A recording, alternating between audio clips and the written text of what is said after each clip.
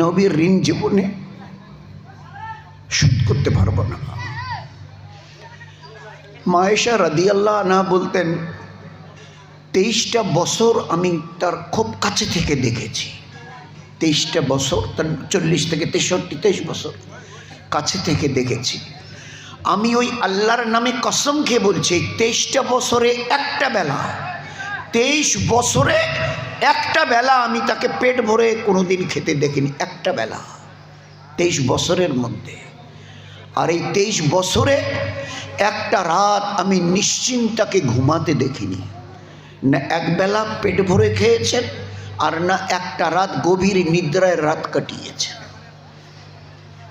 আমি যখন তার পাশে শুইতাম মনে হতো যে তার নাক মোবারক থেকে যে হাওয়াটা বেরিয়ে আসছে, তো কোনো কাঁচা গোশতকে পুড়ে দিলে যেভাবে একটা খুশবু মানে স্যান্ড বেরিয়ে আসে, তো কাঁচা গোশত জ্বলার মতো একটা ঘ্রাণ তার ভিতর থেকে বেরিয়ে আসতো।